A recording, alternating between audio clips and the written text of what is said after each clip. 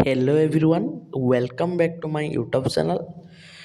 तो आज एक गुरुत्वपूर्ण वीडियो मु नेइके आसी तुमମାନଙ୍କ ପାଇଁ जोथिरे आमे ओएससीआईटी कोर्स विषय तो आमे जानिचु सेतिरे गवर्नमेंट रो गवर्नमेंट जॉब रे व्यवहार होतबा एक कोर्स जोटा ओयू ओडिशा स्टेट ओपन यूनिवर्सिटी तार सर्टिफिकेट प्रदान करूची। गोटा समस्त ओडिशा गवर्नमेंट समस्त एग्जाम रे एटा मैंडेटरी एबे हेई गलानी। तो सेइथिपाई आमे आज जानिबु नवेम्बर बैच हमर स्टार्ट होउची। तो सेइथिपाई जदि कोनोसे पिला चाहुचंती ऑनलाइन ले घरे रही कोर्स करिया पई से माने मते कांटेक्ट करि परिबे। मु वीडियो शेष रे मो कांटेक्ट नंबर देई देबी। तो आज जानिबा तुमମାନଙ୍କ नियरेस्ट थिबा ओकेसीएल ऑथराइज सेंटर अर्थात गवर्नमेंट ऑथराइज सेंटर गुड़िक अच्छी कि नाही आउ कौ लोकेशन कौन अच्छे से केमिति जानिबा। तो वीडियो रे स्टेप बाय स्टेप मु देखैबी। तो प्रथमे आमे गूगल क्रोम ओपन करदेबा।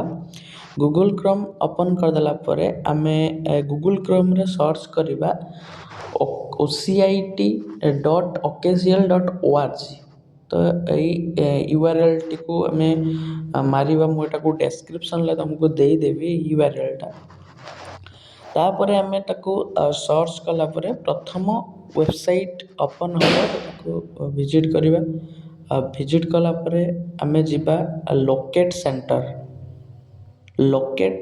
सेंटर को जिबा जोटा आम नियरेस्ट सेंटर आमे सेटरे देखि परिबा। लोकेट सेंटर ऑप्शन ले जाई क्लिक करिबा। जोटी गला परे लोकेट सेंटर विभिन्न प्रकार कोर्स गुडी को देखेबो जोटा ओसीआईटी आमे चूज करिबा। Search by pin code option ले आम पिन कोड आमे प्रदान करिबा। जहाँ भी आम पिन कोड हो मो पिन कोड जेमिति 756042 तापर मु सर्च कली।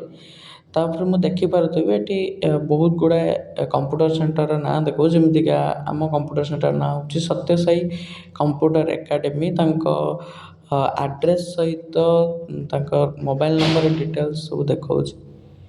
तो एटू आमे ह्यूमन रिसोर्स ऑप्शन ले आमे देखि परिबा कि ओनर। तो एटी इंफ्रास्ट्रक्चर विषय जानि परिबा। कांटेक्ट डिटेल्स तो डिटेल्स सब आमे एटू नै परिबा। तापर तां कांटेक्ट करि परिबा। तो एमितिका आमे जानि परिबा। तो एस्टैब्लिश्ड को डेट रे हेइतिला तो सब किछि से डिटेल्स सेटू आमे जानि परिबा। तो मु आशा करूची ए वीडियो तुम मानक पे बहुत हेल्पफुल हेइथिबो। तो थैंक यू एवरीवन।